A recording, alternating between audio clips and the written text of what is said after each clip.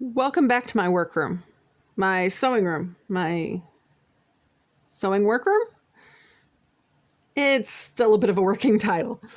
I am liking workroom though, since I hand sew it isn't actually in this space, but I have finally solved my lighting problem for both. More about that later after I get the winter bedding put away. For those of you that don't know me yet, welcome. My name is Megan, and this room was piled high with boxes, organizing containers, and stuff just a month or two ago. And I have been digging it out and trying to reclaim it as usable space instead of just storage space, although it is definitely still full of things in storage. I'll link to the other videos in this series down below if you want to see the full transformation. One of the things I've been mulling over during this process is the reasons I'm decluttering. In the first part of this series, I think I mentioned that I've been decluttering for many, many years. Probably close to 17. I found an old email file a few years back, and if you were doing Fly Lady back then, you realize you got what felt like 50 emails a day. One of the reasons I no longer do Fly Lady. But I joined her email list in July of 2007, I believe it was. Back then, my answer for why I was decluttering was simple. I was overwhelmed with the house. And life, honestly. I had 2 kids, 3.5 and just over 1. Was in school full-time, a single mom. My finances sucked. Crap with my ex sucked. And my health did too. I did my best to follow her insanely complex systems that didn't really fit the timing of my day or my life because her system is what got sent out in emails. And I know that you can adjust the system to fit your own needs and wants, but you still couldn't adjust what she was telling you to do in her emails. And I think that was a little bit of a difficult spot for me. Fast forward a few years, and I was working, dizzy most evenings because vertigo was in full swing back then, and trying to hold all the plates in the air as my kids were both in school. I finished school and started my master's and was working, and I just needed to keep us in presentable clothes, fed, schoolwork done, and on time for all the appointments and stuff that come with both kids and chronic health issues. I was no longer quite as overwhelmed, but if the routine slipped, we were scrambling to hold everything together. And Mount Washmore was omnipresent. A few years after that, I had found Francine Jay's books about minimalism and Thrive, which is a book about happiness that was actually assigned as a school read. So I was trying to create space for not just keeping all the plates in the air, but to actually enjoy my life, family, and home when I was here. This is where I was going into my brief KonMari adventure, and then as I started hanging out on YouTube more in 2020, my desire to convert all the things to be able to go on adventures when the kids move out had my desire for space turned towards laying out vans in my bedroom and fitting all the needed stuff in a much smaller space in not so many years. Today, I see it a little differently. I want to create space for the things I enjoy doing in life. I want to have the time and space to cut out fabric for a top or a skirt. I want to not feel guilty about spending time in the garden because I should be doing the endless amount of dirty dishes. I want to be able to cook and eat with my family instead of fighting for workspace to make whatever it is that sounded interesting to us that day. Maybe cleaning is truly a hobby for some of you, and that's okay if it is. Not when I understand, but you do you. YouTube is one of those creative outlets for me. And in the last couple years, I've done plenty of videos on decluttering. And I've even started wondering, is decluttering a hobby? I can't say I understand the mindset of cleaning as fun, so I won't so much comment on that because it hasn't been my experience. But at times, decluttering has seemed that way. I was listening to a Clutterbug podcast the other day, and she talked about how shopping gives people a dopamine hit when they buy something.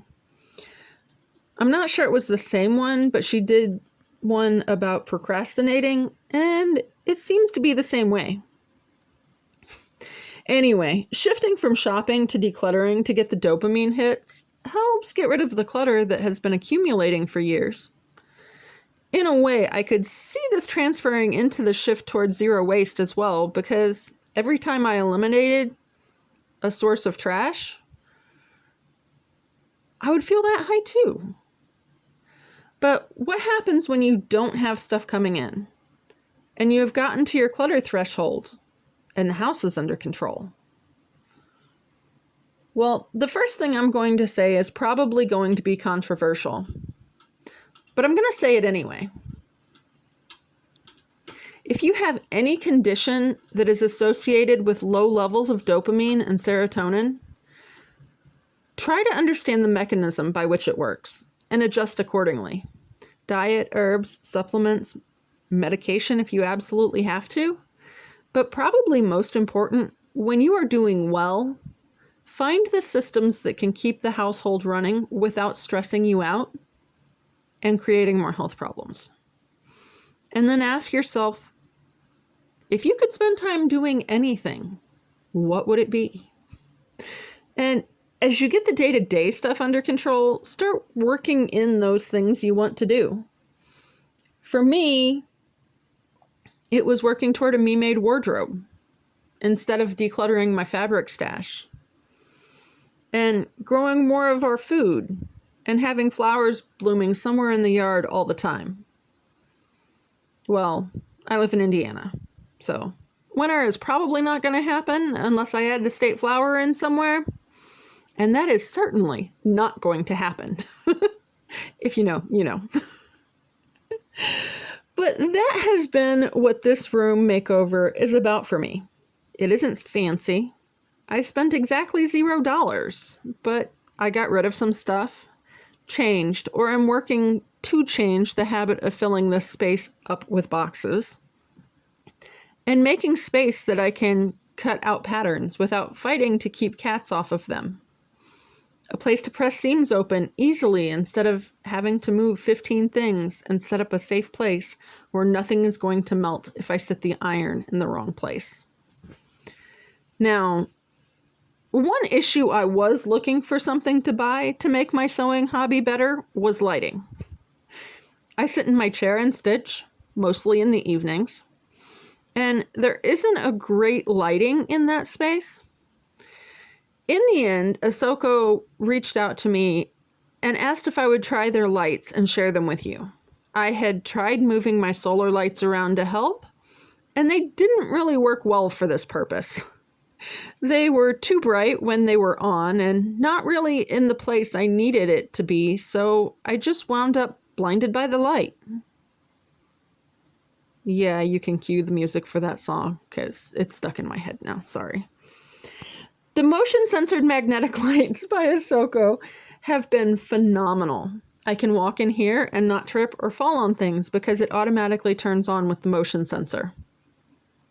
You guys have seen the rack by my chair. They stick right on with no bracket or hook necessary. In this new workroom space, they do actually stick to both the handicap bar and the metal shower rail, but they come with these little metal pieces that are easily attached to flat surfaces. My daughter has also grabbed one, and it has been living by her bed on her bed frame, so she easily has a light to grab at night. They charge on a USB-C charger, so I can hook them up to any place that I would want to put a phone charger, including the little solar power packs. That will come in very handy once I am on the road, I'm sure. I haven't had them long enough to test the 21-day charge timing, but I can tell you I charged them as soon as I got them, and it's been close to 10 days and they are still going strong.